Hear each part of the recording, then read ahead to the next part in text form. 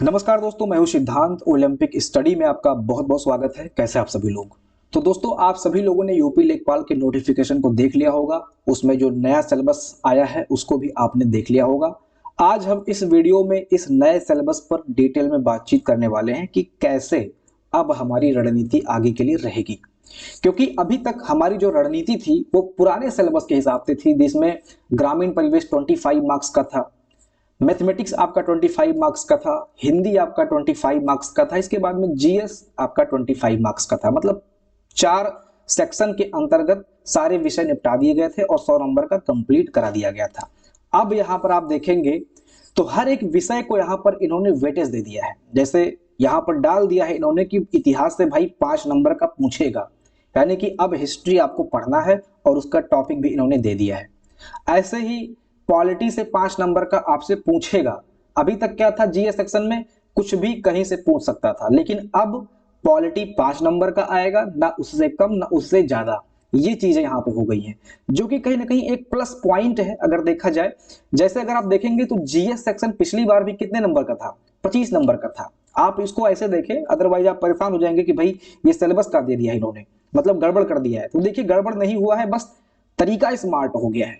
ठीक है, तरीका स्मार्ट हो गया है तो आपको स्मार्ट तरीके से पढ़ाई भी करनी है। देखिए यहां पर जैसे पिछली बार जो आपका जीएस सेक्शन था वो 25 मार्क्स का था, तो अगर आप यहां पे देखेंगे तो 5 नंबर ये हो गया, 5 नंबर ये हो गया, 5 नंबर ये और 5 नंबर ये, 5 चौके 20। और इसके बाद में आप यहां पे डाल लीजिए 5 नंबर का करंट अफेयर, जो कि करंट अफेयर भी पूछता था उसमें। तो ये 25 नंबर का आपका जीएस एज इट इज ही रखा गया है। इसमें कोई ऐसे बहुत ज्यादा बदलाव नहीं किए हैं कि आप लोग परेशान हो कि भैया क्या हो गया, ऐसे कैसे सिलेबस बना दिया, ये तो पेट का एग्जाम डाल दिया है इन्होंने। ऐसा बहुत कुछ यहाँ पर चेंज देखने को नहीं मिला है। बस यहाँ पर जो आपको दिख रहा है वो पेट जैसा दिख रहा है, बाकी जो पैटर्न है वो आपका पहले जैसा ही है। और यहाँ पर कुछ चीजें पॉजिटिव हुई हैं और कुछ चीजें नेगेटिव हुई हैं। पहले मैं नेगेटिव चीज के बारे में बातचीत कर लेता हूं, किनके लिए ये सिलेबस नेगेटिव है और क्या वो सपना सजाए थे और क्या हो गया। ये सिलेबस दोस्तों ऐसे छात्रों के लिए नेगेटिव है जिनका मैथमेटिक्स काफी स्ट्रांग था। मतलब वो ये सोच रहे थे कि भैया एसएससी की तैयारी कर रहे थे, बढ़िया इसमें आए हैं, 25 नंबर का यहाँ पर मैथमेटिक्स है। और बहुत सारे छात्रों को यूपी ट्रिपल सी में या ऐसे ग्रुप सी लेवल की जो जॉब होती है उसमें उनका मैथ वीक होता है। तो यहाँ पर 25 में 20, 22, 23 नंबर तो हम यहाँ से स्कोर कर ही लेंगे, और ऐसे बहुत छात्रों से हम आगे हो जाएंगे जिनका मैथमेटिक्स कमजोर है। तो ऐसे छात्रों का सपना आयोग ने तोड़ा है। ऐसे छात्रों का सपना आयोग ने तोड़ा है और आयोग ने सभी छात्रों को यहाँ पर बराबर मौका देने की कोशिश की है। आप समझ गए कि आयोग ने सिलेबस में मैथमेटिक्स पोर्शन क्यों हटाया? यही उनका उद्देश्य है कि भाई यहाँ पर इंटरमीडिएट वाले छात्र भी आते हैं, ठीक है, इसके बाद में आर्ट साइज वाले छात्र भी आते हैं। तो अगर 25 नंबर का यहाँ पे हम मैथमेटिक्स डाल दे रहे हैं और उस मैथमेटिक्स में आप लेवल देखिए, पहले क्या था, अर्थमेटिक था, उसमें आपको सब कुछ पढ़ना है, बहुत सारे मतलब टॉपिक आपको कवर करने हैं उसमें। एलजबरा आपको पढ़ना है जिसमें आपको द्विघात समीकरण पढ़ना है, बहुपद पढ़ना है, मतलब बहुत सारी चीजें ऐसी थी जो वो साइंस बैकग्राउंड वालों के लिए थी। ज्योमेट्री में आप आएंगे तो उसमें पाइथागोरस थ्योरम है, मतलब बहुत सारे समकोण त्रिभुज चतुर्भुज ये वो बहुत सारी चीजें वहां पर आपको पढ़नी थी, और वो पूरा का पूरा साइंस बैकग्राउंड वालों के लिए मौका था। तो आयोग ने साइंस बैकग्राउंड वालों का यहाँ पे सपना तोड़ा है। तो ऐसे छात्र यहाँ पर डिसअपॉइंट होंगे, क्योंकि वो सोच रहे थे कि भाई यहाँ पर हम मैथ में स्कोर करेंगे और बढ़िया है, ऐसे सभी छात्रों से हम तो रेस में पहले से आगे हैं जिनका गणित कमजोर है। ठीक, ये हो गया जो जो छात्र दुखी हैं इस सिलेबस से। अब यहाँ पर हम ऐसे छात्रों की भी बात कर लेते हैं जो यहाँ पर थोड़ा सा खुश हो रहे हैं। तो वो खुशी एक्चुअली दिखावटी है, ऐसे बहुत ज्यादा कुछ है नहीं। देखिए, यूपी पीसीएस वाले छात्र या ऐसे छात्र जिनका जीएस सेक्शन बहुत मजबूत है, ठीक है, वो लोग यहाँ पर थोड़ा सा खुश हो रहे हैं। खुश इसलिए हो रहे हैं क्योंकि यहाँ पर जो ये वेटेज है ना, इतिहास का, भूगोल का, इसके बाद में इकोनॉमिक्स का, पॉलिटी का, ये डिफाइन कर दिया है। ठीक है, अब देखिए, पहले भी आपका 25 मार्क्स का जीएस आता था, तो इसमें खुश होने जैसा दोस्तों कुछ नहीं है। 25 मार्क्स का पहले भी था, 25 मार्क्स का आज भी है। बस ये चेंज किया है कि हर एक टॉपिक क्लियर कर दिया है कि 5-5 नंबर का पूछेंगे, ना इससे कम ना इससे ज्यादा। तो यहां पर दोस्तों ये जो क्लियर किया है ना, ये सभी छात्रों को फिर से एक बराबर मौका दे देता है। ऐसे छात्र जिनका हिस्ट्री बहुत मजबूत था और अगर 25 नंबर में 10 नंबर की हिस्ट्री पूछ लेता तो वो तो उसमें आगे निकल जाते, पुराने पैटर्न की बात कर रहे हैं। अगर 25 नंबर में 10 नंबर का ज्योग्राफी पूछ लेता तो जिनका ज्योग्राफी मजबूत था वो उसमें आगे निकल जाते। तो वो भी सपना यहाँ पर आयोग ने तोड़ा है, हर एक टॉपिक 5-5 नंबर का, समझ गए। और यहाँ पर भी जो नए छात्र हैं, जैसे जो इंटरमीडिएट करके निकल रहे हैं, जो अभी बेसिक करके निकले हैं, जिनका जीएस उतना मजबूत नहीं है, उनके लिए ये मौका अच्छा है। तो आप समझ गए आयोग क्या कर रहा है, अब अपने सिलेबस को स्मार्ट तरीके से डिजाइन करके आप लोगों से सारे विषयों की जानकारी चाहता है। आप लेखपाल के पद पे जाने वाले हैं तो वो आपसे उम्मीद कर रहा है कि बेसिक जानकारी आपको सभी विषयों की हो, और इस तरह से दोस्तों यहाँ पर इन्होंने सिलेबस आपके सामने रख दिया है। तो आप समझ गए आयोग की मंशा क्या है। हम दोस्तों आगे आएंगे रणनीति पे कि आयोग किस तरह से इस बार प्रश्न पूछने वाला है। हमें स्मार्ट स्टडी करनी है क्योंकि हमारे पास मात्र 5 से 6 महीने का वक्त है। आप ये मान के चलिए कि सिर्फ 5 से 6 महीने का समय है आपके पास। जुलाई के बाद कभी भी आपका एग्जाम डेट आ सकता है। जून तक नहीं आएगा क्योंकि गांव में पंचायत वगैरह का चुनाव है, लेकिन जुलाई के बाद एग्जाम डेट दोस्तों कभी भी आ सकता है। तो आपके पास 5 से 6 महीने का समय है जिसमें आपको इन सभी टॉपिक पर, जितने टॉपिक आप यहाँ पे देख रहे हैं, इन सभी टॉपिक पे कमांड करना है और स्मार्ट तरीके से कमांड करना है कि आपको क्या पढ़ना है इसके अंतर्गत। और वही सारी चीजें दोस्तों हम अपने बैच में कराने वाले हैं। बहुत सारे लोग बहुत महंगे तरीके से इसको उछाल रहे हैं कि ये हो गया वो हो गया, बहुत टॉपिक दे रखा है, इसको डिटेल में पढ़ना है। अगर आपको ढंग से पढ़ना है तो आपको 800 रुपए देने हैं, 700 रुपए देने हैं, 600 रुपए देने हैं। आप ये सब भूल जाइए, ये सारी चीजें मैं आपको अफोर्डेबल प्राइस पे देने वाला हूं, और ऐसा कंटेंट आपको अफोर्डेबल प्राइस पर कोई नहीं देगा। जिस लेवल का कंटेंट मैं आपको दूंगा वो कंटेंट मार्केट में, जो रिसर्च बेस्ड कंटेंट आते हैं मार्केट में, उसका जो प्राइस होता है दोस्तों, कुछ सेलेक्टेड चैनल होते हैं जो रिसर्च बेस्ड कंटेंट देते हैं, वो उसका प्राइस 999 रुपए से कम नहीं रखते हैं। और वो चीजें मैं आपको 500 के नीचे, मतलब उसके नीचे ही देने वाला हूं, आप ये मान के चलिए, ठीक है। तो आप सभी लोग एक बार बैच को जरूर चेकआउट कीजिए। एप्लीकेशन का लिंक मैंने कमेंट बॉक्स में पिन कर दिया है, वहां से जाके एप्लीकेशन को डाउनलोड कीजिए। ऑफर रनिंग है, आप सब बैच में इनरोल कीजिए। बाकी हम यहाँ पे बात करने वाले हैं एक एक विषय के बारे में। तो आप लोग यहाँ पे पैटर्न देख रहे हैं, मैंने आपको पैटर्न बता दिया कि आयोग की मंशा क्या है। तो वो सभी विषयों से आपसे प्रश्न पूछ रहा है। 5-5 नंबर का आपका जो है जीएस सेक्शन हो गया, 5 नंबर का आपका करंट अफेयर हो गया, और जो 25 मार्क्स का ग्रामीण परिवेश था। देखिए दोस्तों, ये कहीं ना कहीं थोड़ा सा मुझे अजीब लगा, क्योंकि जैसे वीपीओ में पंचायती राज व्यवस्था इन्होंने बहुत डिटेल में पूछा था, जो कि जो पद है उससे रिलेट करता है। इसी प्रकार दोस्तों ग्रामीण समाज एवं विकास लेखपाल के पद से रिलेट करता है। तो एटलीस्ट इसका वेटेज आपको कम से कम 15-20 नंबर का रखना था। ना रखते 15-20 नंबर का तो कम से कम 10 नंबर कर देते। टॉपिक तो आपने वही सारे दे रखे हैं, जितने टॉपिक आपके 25 मार्क्स वाले में थे, सारे के सारे टॉपिक आपने यहाँ पे शामिल कर दिए हैं। और मात्र 5 नंबर का, इसमें आपको केंद्र सरकार की योजना, राज्य सरकार की योजना, सामुदायिक विकास योजनाएं जो आई हैं ग्रामीण समाज से संबंधित, इसके बाद में आप जो है इसमें भूमि मापन भी पूछ लेंगे, भूमि सुधार भी पूछ लेंगे, अनुसंधान भी पूछ लेंगे। इसके बाद में जितनी भी योजनाएं आई हैं ग्राउंड लेवल पे जो कि सीधे गांव से रिलेट करती हैं, अनरेगा मनरेगा, वो भी पूछ लेंगे। आप इस 5 नंबर में क्या पूछेंगे, बच्चा इसमें क्या पढ़ेगा क्या छोड़ेगा, जरा आप मुझे बताइए। एटलीस्ट इसको आप कम से कम 10 नंबर कर देते। आपने पैटर्न ही पूरा बदल दिया है, इससे तो मैं काफी डिसअपॉइंट हूं। ये एटलीस्ट 10 नंबर का होना चाहिए था, क्योंकि ये आपके लेखपाल के पद से संबंधित है। यहाँ पर लेखपाल काम कैसे करता है ये सारी चीजें स्पष्ट हो जाती, लेकिन 5 नंबर का करके इन्होंने इसको भी सॉर्ट कर दिया है। अब यहाँ पर भी आपको दोस्तों जो महत्वपूर्ण और सिलेक्टेड चीजें हैं सिर्फ आपको वही पढ़ के जानी है। डिटेल में अगर आप सिर्फ ग्रामीण विकास एवं समाज पढ़ने बैठ जाएंगे, जैसे आदत पड़ गई है लोगों की ना, जो पिछला पैटर्न था उसमें ग्रामीण समाज एवं विकास, ग्रामीण समाज एवं विकास हुआ बना था, तो 25 नंबर के लिए लोग दिन रात वही रगड़ रहे थे। तो अगर उस अंधकार से आप निकल के यहाँ पे इसको देखेंगे नहीं कि भैया ये 5 नंबर का हो चुका है, तो आप ग्रामीण समाज एवं विकास ही पढ़ते रह जाएंगे, बाकी और सब आपसे छूट जाएगा। तो जरूरी ये है कि न्यू सिलेबस के हिसाब से आपकी स्ट्रेटजी होनी चाहिए।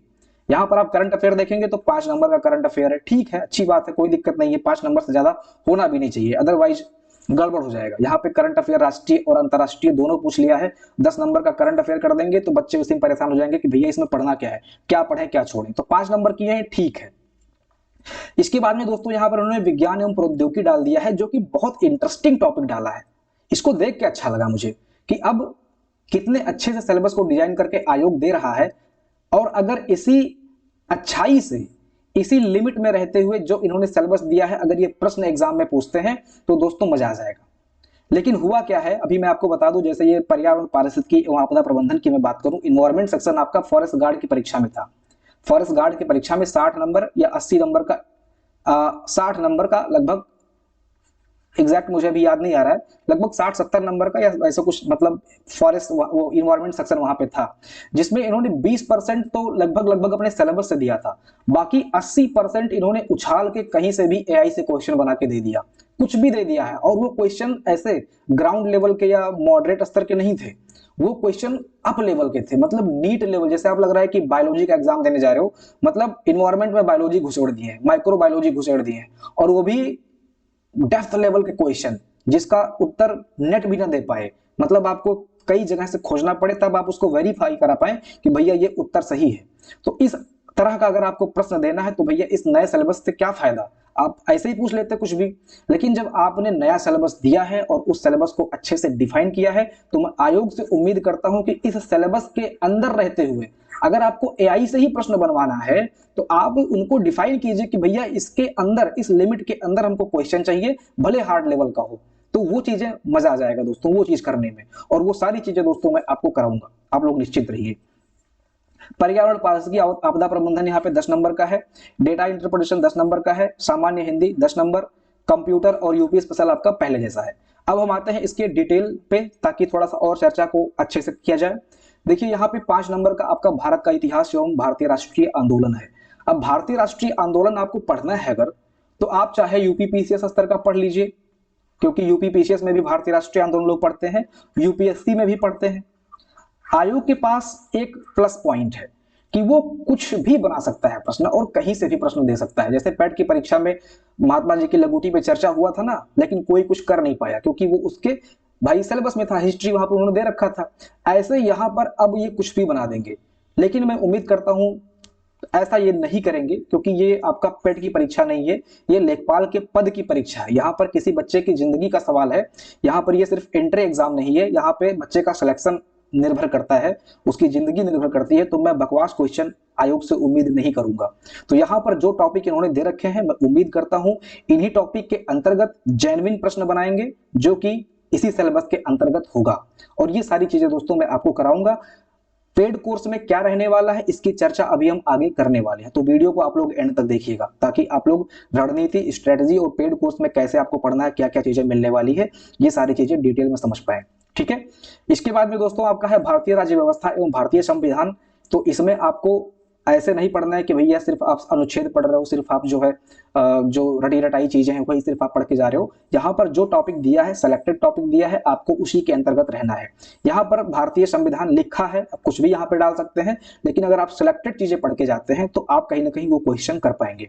इसके अलावा दोस्तों भारतीय राजनीति व्यवस्था एवं शासन पढ़ना है आपको, पंचायती राज एवं स्थानीय शासन पढ़ना है, जो कि आपको ग्राम परिवेश में भी पढ़ा दिया जाएगा।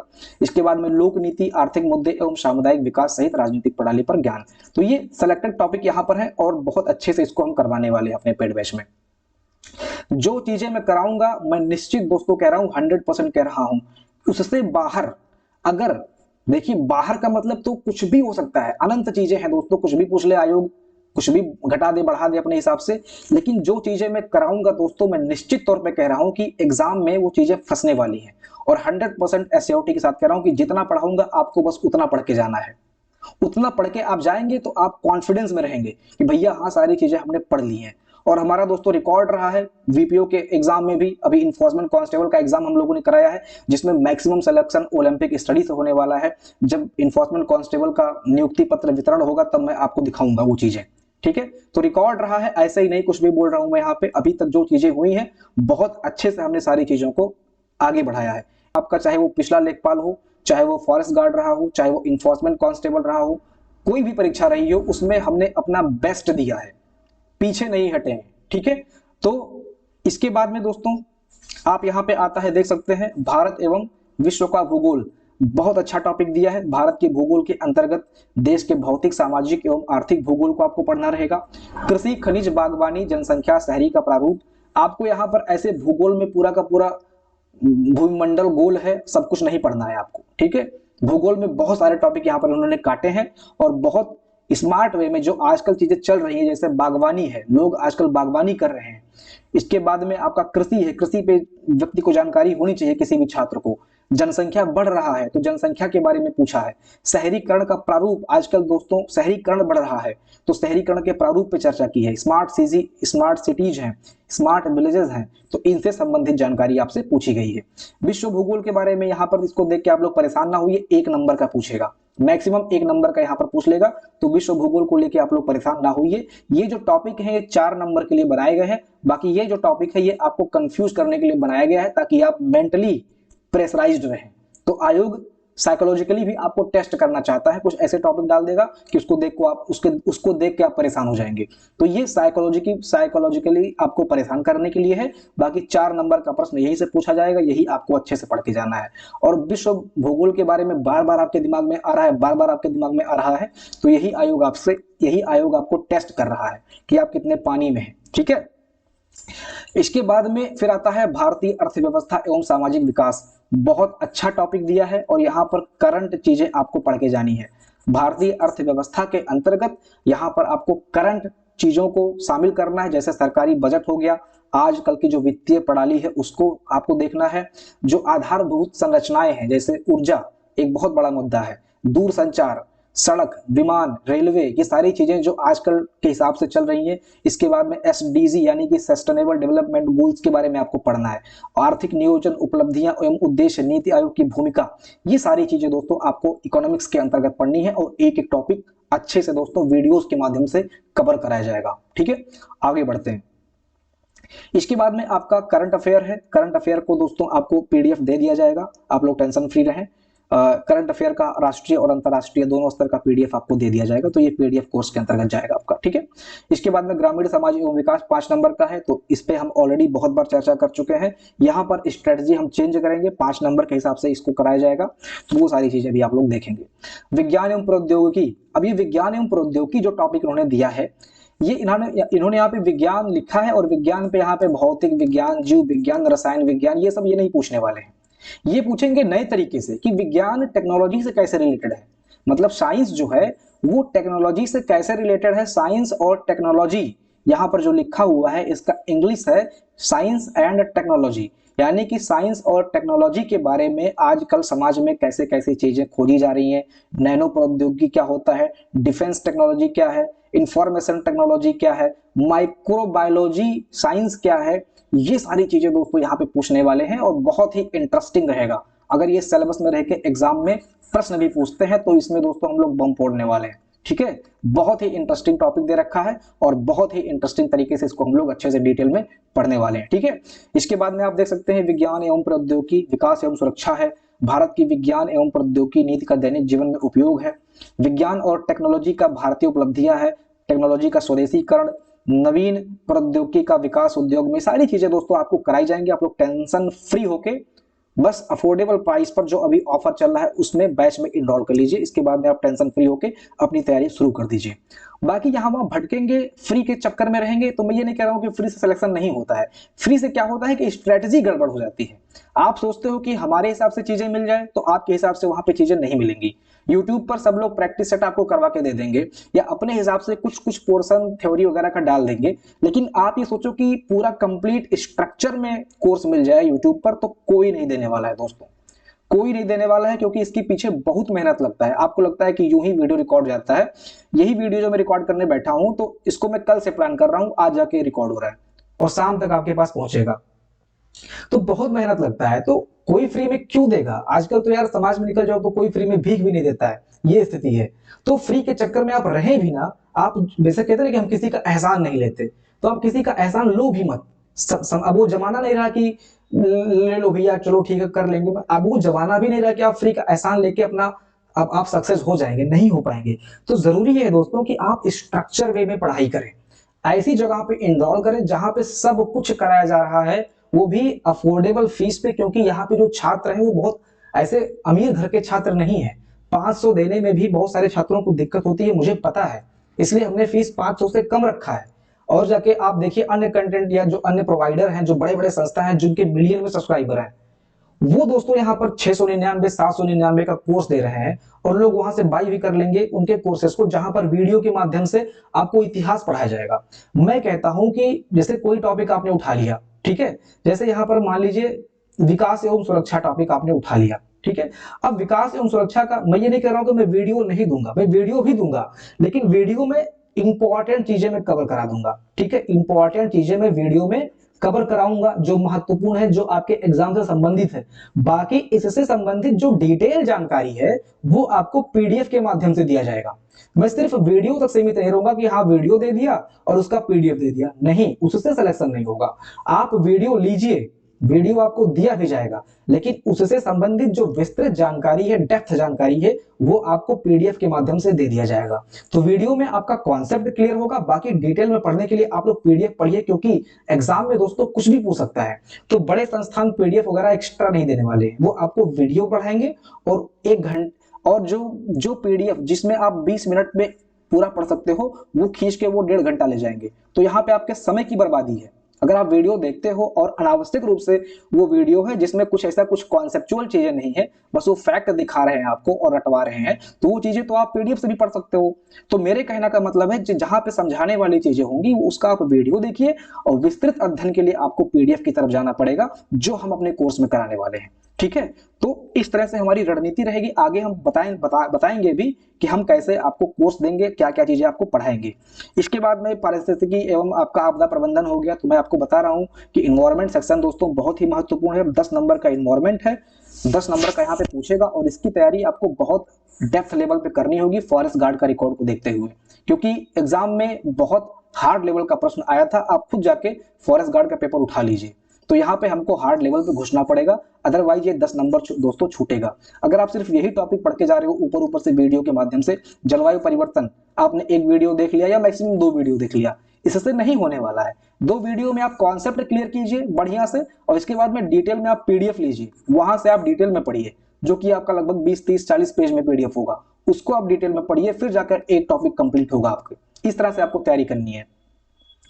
इसके बाद में ये सारे टॉपिक दोस्तों कराए जाएंगे, निश्चिंत रहिए। पर्यावरण पारिस्थितिकी और आपदा प्रबंधन। अब आपदा प्रबंधन क्यों पूछ रहा है भैया? पता है सबको कि आपदा प्रबंधन, आपदा आने वाली है, इसलिए आपदा प्रबंधन अब मस्ट होने वाला है, सभी विषयों में मस्ट होने वाला है, सभी जगह पे मस्ट होने वाला है।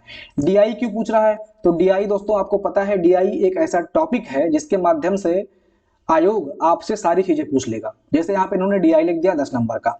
अब जो बेसिक कैलकुलेशन है वो तो डीआई में आ गया, जोड़ घटाना गुणा गणित भाग सारी चीजें आपका डीआई में आ गया, तो आयोग को आपके कैलकुलेशन के बारे में पता चल गया। अब हो सकता है कि यहाँ पर आपको कठिन स्तर का डीआई देखने को मिले।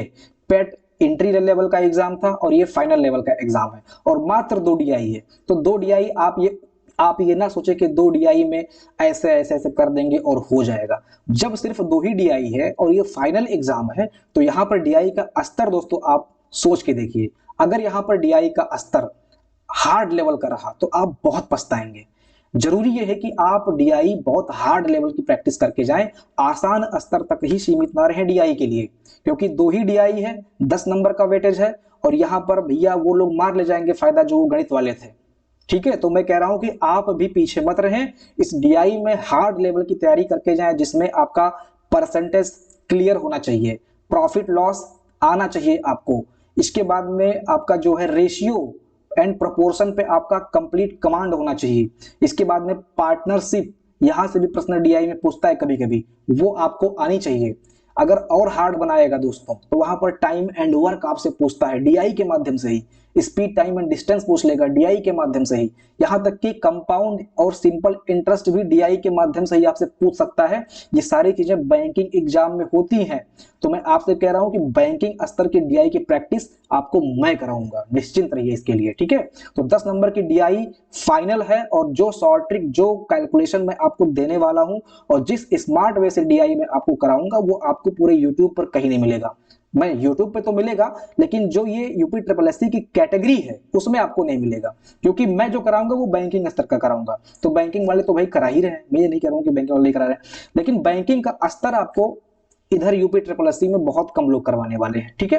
तो डीआई के लिए आप लोग निश्चिंत रहिए, पर डे अगर हम लोग एक एक डीआई को डिटेल में पढ़ते जाते हैं तो 2 महीने बाद हमारे पास 50-60 डीआई हो जाएगा, जो कि प्रैक्टिस के लिए पर्याप्त है दोस्तों। ठीक है, तो आप निश्चिंत रहें, लगभग 100 डीआई या 50, 70, 80 जो भी जितना हो पाएगा इतने डीआई की प्रैक्टिस मैं आपको करवाने वाला हूं। सामान्य हिंदी में अगर आए दोस्तों तो यहाँ पर आप देख सकते हैं, यहाँ पर पत्र संबंधी प्रश्न डाला गया है और 10 नंबर का यहाँ पर हिंदी आपसे पूछा जाएगा। शासकीय, अर्धशासकीय, वैयक्तिक, व्यावसायिक, ये सारी चीजें जो संबंधित पत्र है। पत्र लेखन आपसे नहीं करवाएगा कि भैया लो लिखो पत्र लिखो, पत्र लेखन आपसे नहीं करवाएगा, फॉर्मेट आपसे पूछेगा कि भाई अर्धशासकीय पत्र में हम लोग कैसे स्टार्ट करते हैं, कहाँ एंड करते हैं, इस टाइप से, कहाँ पे फुल स्टॉप, कहाँ पे कामा, ये सारी चीजें, या प्रारूप कैसे लिखते हैं, कुछ इस टाइप से टेक्निकल शब्द पूछेगा जिसकी प्रैक्टिस मैं आपको करवा दूंगा।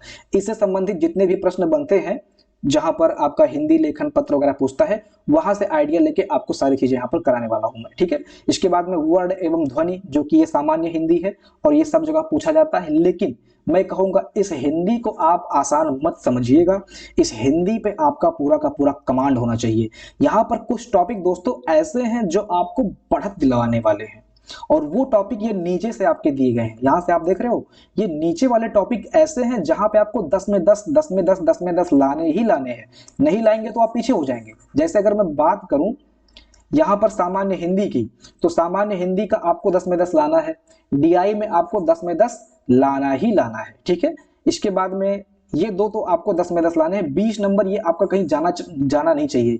एक नंबर भी अगर आपका गलत हुआ तो आप 19 नहीं पाएंगे, आप 18.75 पे आ जाएंगे। ये आपको इस हिसाब से आपको तैयारी करनी है लेखपाल की। आप ये मत सोचो कि अगर मेरा 2 नंबर गलत हुआ 20 में तो हमको 18 नंबर मिलेगा। आप ये सोचो कि अगर 2 नंबर हमको मिलेगा तो 2 नंबर तो गया ही, 18 पे आ गए और आधा नंबर और कटेगा, यानी कि हमको 17.5 नंबर मिलेगा। ये आपके दिमाग में बैठना चाहिए। उस हिसाब से जब आप तैयारी करेंगे तो आप एक भी क्वेश्चन छोड़ने की कोशिश नहीं करेंगे।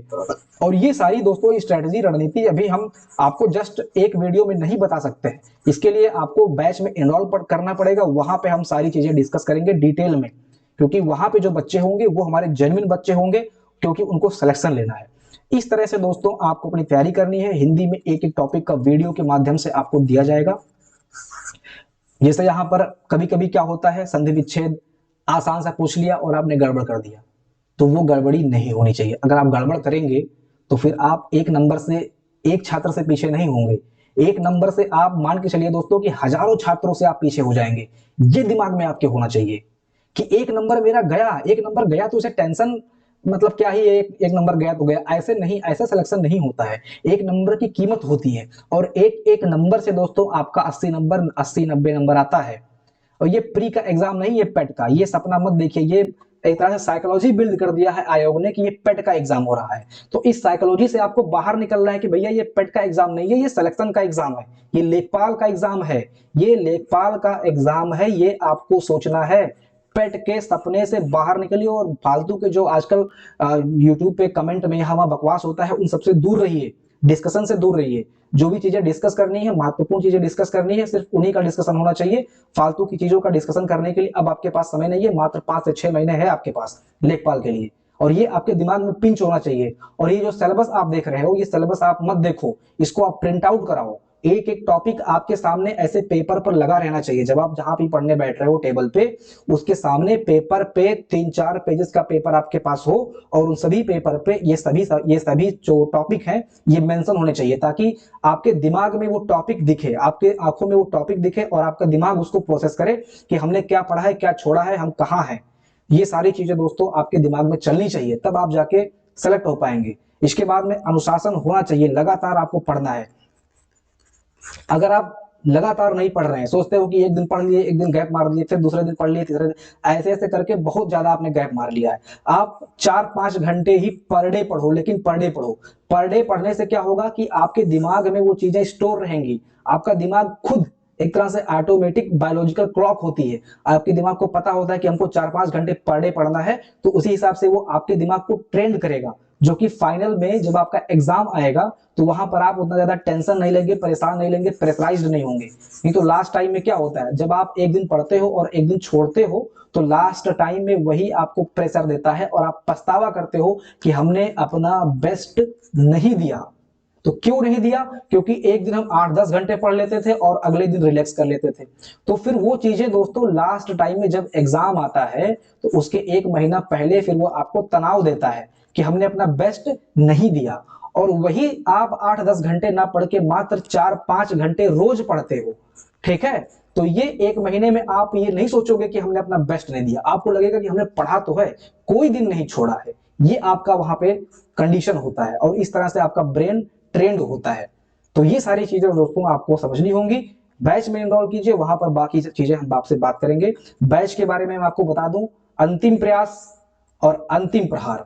अगर आपका ये अंतिम प्रयास है, आप ये मान के चल रहे हैं कि लेखपाल दोस्तों, जैसा कि आपको पता है कि लेखपाल का जो वैकेंसी है ये 4 से 5 सालों में आती है और 4-5 साल तक आप बैठे रहते हैं, या अगर आपने पिछले 2021 की परीक्षा दी है और आज तक आप बैठे हो, 2026 तक बेरोजगार हो, तो ये किसकी गलती है? ये किसी टीचर की गलती नहीं है, ये आपके परिवार की गलती नहीं है, समाज की गलती नहीं है, ये आपकी गलती है, सिर्फ आपकी गलती है। और आप अपनी गलतियों को दूसरों पे मत थोपिए। जब तक आप दूसरों पे थोपेंगे तब तक आप सफल नहीं होंगे। अपनी गलती को स्वीकार कीजिए और एक दृढ़ निश्चय बनाइए कि हमको अच्छी जगह से कोर्स लेना है और अंतिम प्रयास करनी है, और अंतिम प्रयास में हमको ये हमारा अंतिम प्रहार होगा। इसके बाद हम तैयारी वैयारी नहीं करेंगे, देखा जाएगा, जिंदगी जहां ले जाएगी वहां चलेंगे झोला उठा के।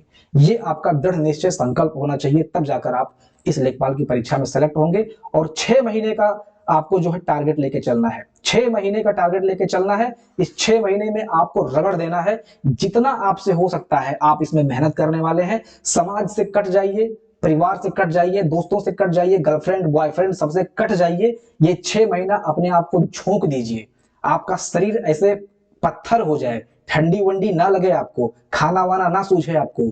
ये सारी चीजें आपके अंदर पूरा का पूरा आपको एनर्जी से भरेंगी। आप सूखेंगे, आप दुबले पतले हो जाएंगे, लेकिन आपकी मानसिक एनर्जी अपर लेवल की होगी।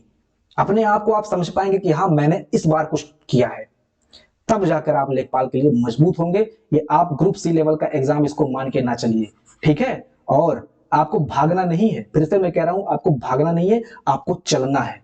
अगर आप भागेंगे ऐसे करके, कहीं जाके कोर्स ले लिया, कहीं जाके कुछ किसी ने कुछ आपको ऐसे किया कि आप उससे प्रभावित हो गए, वो कह रहा है पूरा का पूरा फंसा देंगे, पिछला रिकॉर्ड देख लो हमारा, आपको सिलेक्शन का वो दिखा रहा है कि ये देखो ये देखो ये देखो इतने बच्चे सेलेक्ट हुए हैं। सब दोस्तों क्या होता है, मार्केटिंग होती है, सब कुछ मार्केटिंग होती है, आपको कुछ पता नहीं है इस विषय में, ठीक है? सब लोग ये जो YouTube पे डालते हैं शॉर्ट वगैरह कि हमारे यहाँ से इतने सेलेक्ट हो गए, सब क्या है, मार्केटिंग ही तो है। आप अपना काम करो चुपचाप। मैंने आज तक कभी कोई शॉर्ट नहीं डाला कि हमारे यहाँ से इतने लोग सेलेक्ट हुए हैं, लेकिन हमारे पास थैंक यू कॉल बहुत आते हैं, यूट्यूब पे आते हैं, टेलीग्राम पे आते हैं। मैं यूट्यूब पे डालने से हिचकिचाता हूँ कि भाई मैं कैसे करूं मार्केटिंग अपनी, लेकिन अगर यही सारी चीजें रहती हैं तो अगर मुझे भी उतरना पड़ता है इस फील्ड में तो मैं भी उतर जाऊंगा। लेकिन मैं उम्मीद करता हूं कि मुझे इस तरीके के वीडियो और मार्केटिंग ये सारी चीजें ना करनी पड़े। मैं आपको मोटिवेट कर रहा हूं तो ये दिल से मोटिवेट कर रहा हूं, ना कि मार्केटिंग करने के लिए कह रहा हूं।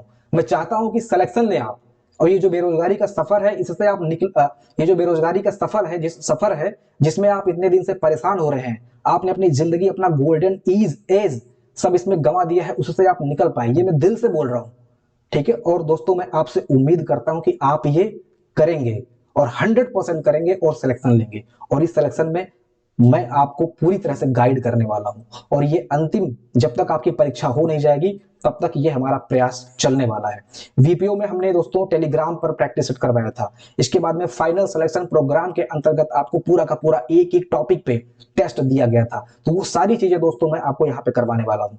एग्जाम के कुछ समय पहले आपका एफएसपी प्रोग्राम आता है, वीपीओ में भी कराया था, इन्फोर्समेंट कांस्टेबल में भी कराया था, और जिसमें नहीं कराया उसमें हमारा उतना अच्छा रिजल्ट नहीं रहा है। वन दरोगा में नहीं कराया था, उतना अच्छा रिजल्ट हमको नहीं मिला था। लेकिन वीपीओ में और इन्फोर्समेंट कांस्टेबल में, इन 2 एग्जाम्स में हमने एफएसपी प्रोग्राम, जिसको हम फाइनल सिलेक्शन प्रोग्राम कहते हैं, ये हमने करवाया था। यहाँ पर आपको बहुत सारे क्वेश्चंस की प्रैक्टिस कराई जाती है और पूरा का पूरा स्ट्रेटजी, रणनीति दी जाती है। और ये चीजें दोस्तों मैं इस बार इस परीक्षा में, लेखपाल की परीक्षा में करवाने वाला हूं।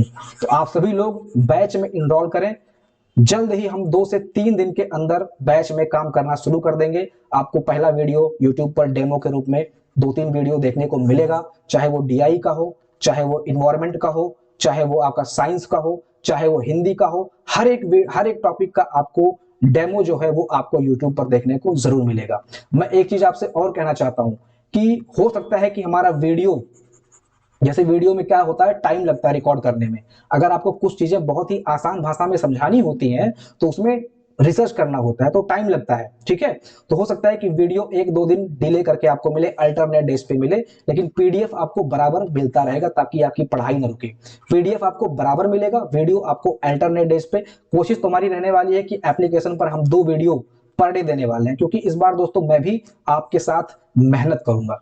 मेरे अंदर भी एनर्जी आई है कि लगना है इस बार भी मुझे अपने टीचिंग करियर में मुझे सबसे बेस्ट मेहनत करना है, और वो मैं लेखपाल की परीक्षा से शुरू करने जा रहा हूं। पर डे आपको कोशिश मेरी रहने वाली है कि 1 से 2 वीडियो एप्लीकेशन पर दिया जाए। बाकी यूट्यूब पर मार्केटिंग वगैरह हो ना हो वो कोई फर्क नहीं पड़ता मुझे, ठीक है। जितने भी बच्चे आएंगे, 10, 20, 50, 60, 100, 200, 500, जितने भी बच्चे आएंगे उतनों को अच्छे से पढ़ाऊंगा और उतने में मैं सिलेक्शन दूंगा। ये मेरी पूरी की पूरी जिम्मेदारी रहने वाली है। कैसे कोर्स चलेगा इसके बारे में आप लोग देख लीजिए। ब्लॉक ए, यानी कि इसको हमने 4 ब्लॉक में बांटा है। आपका जो कंटेंट है, जो सिलेबस आया है, उसको 3 भागों में बांटा है, मैं इसको 4 भाग में बांट रहा हूं। एक आपका जीएस का सेक्शन है। जीएस का सेक्शन 35 मार्क्स का है, ठीक है। तो 35 मार्क्स का जो ये सेक्शन है, इसको हम लोग पीडीएफ कोर्स के माध्यम से कंप्लीट करेंगे, ठीक है। ग्रामीण विकास जो है इसको मैं वीडियो दे दूंगा, इसके लिए आप लोग निश्चिंत रहिए। बाकी आपका इतिहास, संविधान, भूगोल, अर्थव्यवस्था, विज्ञान प्रौद्योगिकी, इसको हम लोग पीडीएफ के माध्यम से करेंगे। और विज्ञान और प्रौद्योगिकी में भी आपको वीडियो देखने को मिलेगा, जो महत्वपूर्ण टॉपिक है उनके, जहां पे समझाने वाली चीजें हैं वहां पर ग्रामीण व्यवस्था, विज्ञान प्रौद्योगिकी और अर्थव्यवस्था, सभी में जहां पे समझाने वाली चीजें हैं सिर्फ उसका वीडियो मिलेगा। बाकी डिटेल में आपको पढ़ना है तो वो आपके लिए पीडीएफ कोर्स बढ़िया रहेगा। अगर मैं कोई टॉपिक है, जैसे अर्थव्यवस्था का कोई एक टॉपिक है, ठीक है, उसको मैं 40 पेज का करवा रहा हूं, तो वीडियो में दोस्तों ये अगर पढ़ाएंगे तो ये कम से कम 2 घंटे का जाएगा। इसलिए जो महत्वपूर्ण चीजें हैं वो वीडियो में, बाकी डिटेल में पढ़ने के लिए, डेप्थ में पढ़ने के लिए पीडीएफ। तो ये जीएस सेक्शन, इसको हमने पीडीएफ कोर्स नाम दे दिया है। बाकी इसका मतलब ये नहीं कि इसमें आपको वीडियो नहीं मिलेगा, संबंधित चीजों का जो महत्वपूर्ण है उसका वीडियो मिलेगा। इन्वायरमेंट का और हिंदी का पूरा वीडियो आपको मिलने वाला है, और पूरा का पूरा टॉपिक आपको कराया जाएगा। ये 20 नंबर का है। पहला ब्लॉक आपका 35 मार्क्स का है, जिसमें आपको ऐसे आप समझ के चलिए कि 5-5 नंबर वाला जो विषय है वो इसमें शामिल है। 5-7-35, 7 विषय ऐसे हैं जो 5-5 नंबर के हैं। तो 7 विषय ऐसे हैं जो 5-5 नंबर के हैं, तो सातों विषयों को हमको 5-5 नंबर के हिसाब से पढ़ना है, लेकिन छोड़ना कुछ भी नहीं है, ताकि 5-5 नंबर में कुछ भी छूटे ना, ठीक है। तो कोशिश ये रहनी है कि 35 में भी आपके 25-30 मार्क्स आए, अगर क्वेश्चन मॉडरेट स्तर का आता है तब भी, ठीक है। इसके बाद में इन्वायरमेंट और हिंदी 20 नंबर का है, तो इन्वायरमेंट संपूर्ण पढ़ाया जाएगा आपको, एक भी टॉपिक नहीं छोड़ेंगे। हिंदी एक एक टॉपिक को डिटेल में कराया जाएगा, एक भी क्वेश्चन, एक भी टॉपिक नहीं छोड़ेगा इसमें। इसके बाद में ब्लॉक सी में दोस्तों हमने डीआई और कंप्यूटर को रखा है। तो कंप्यूटर की क्लासेस आपको कंप्लीट दी जाएंगी, जितना भी टॉपिक आपके कंप्यूटर में शामिल है सब टॉपिक आपको दिया जाएगा। और डीआई, एक एक डीआई हम पर डे करेंगे, तो एक एक बूथ से जैसे घड़ा भरता है, तो 1 महीने हम 30 डीआई कर लेंगे, ठीक है। और 2 महीने में हम 60 डीआई कर चुके होंगे, ठीक। अब इन 60 डीआई को जब आप 2 महीने बाद देखेंगे तो लगेगा कि भैया पर्याप्त है। तो एक एक बूथ से हम लोग डीआई में घड़ा भरने वाले हैं, और वो एक एक बूथ ऐसे नहीं होगा कि एक डीआई हमने उठा लिया और ऐसे ऐसे करा दिया, ऐसे नहीं होगा। एक डीआई उठाकर, आसान डीआई तो उठाऊंगा नहीं, आपको भी पता है आसान डीआई उठाने वाला काम हमारा होता नहीं है, ठीक है। तो पहले तो 2-4 डीआई के माध्यम से मैं आपको फॉर्मेट बता दूंगा कि किस किस फॉर्मेट में प्रश्न पूछता है। इसके बाद में दोस्तों कठिन डीआई उठाऊंगा, जिसमें आपका प्रॉफिट लॉस, इसके बाद में आपका time, speed and distance, time and work, profit loss, percentage, इस टाइप के प्रश्न पूछेगा। तो वो डीआई दोस्तों आपका आधे घंटे से 40 मिनट का एक एक वीडियो होने वाला है, क्योंकि एक एक कॉन्सेप्ट को हमको समझना है मैथमेटिकल वाले को, ठीक है। तो इस तरह से डीआई हम लोग पढ़ने वाले हैं, और कंप्यूटर की क्लासेस आपको दी जाएंगी। इसके बाद में फिर आपका आएगा, एक ब्लॉक में हमने सिर्फ और सिर्फ यूपी स्पेशल को रखा है, जो कि आपका सबसे ज्यादा हाईएस्ट वेटेज, इन सभी विषयों में सबसे ज्यादा जो हाईएस्ट वेटेज है वो है आपका यूपी स्पेशल। इसका हम लोग दोस्तों बहुत अच्छे से तैयारी करने वाले हैं, इसलिए इसको हमने ब्लॉक डी में अकेले रखा है। ये 20 नंबर का है, हाईएस्ट स्कोरर यही है, ठीक है, हाईएस्ट स्कोरर है। कंप्लीट वीडियो क्लास आपको, न्यू वीडियो क्लासेस रिकॉर्ड करके दी जाएंगी। कोई भी पुराना वीडियो आपको नहीं दिया जाएगा, नहीं दिया जाएगा, नहीं दिया जाएगा, ठीक है। बहुत सारे लोग आप जाके देखिए, जिन्होंने जूनियर असिस्टेंट पढ़ाया है वो यूपी स्पेशल और कंप्यूटर का आपको रिकॉर्ड डाल देंगे। जिन्होंने मैथमेटिक्स पढ़ाया है डीआई वगैरह कभी भविष्य भूतकाल में, वो फिर अपना डीआई डाल देंगे। लेकिन मैं दोस्तों एक एक वीडियो आपको न्यू रिकॉर्डेड और लेखपाल के पैटर्न पर देने वाला हूं।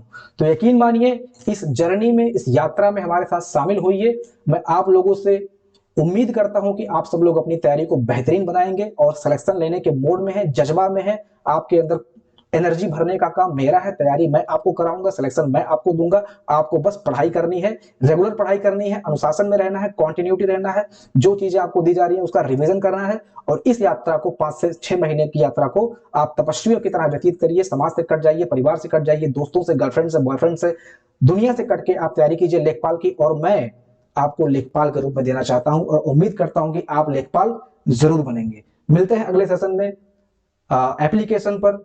जय हिंद।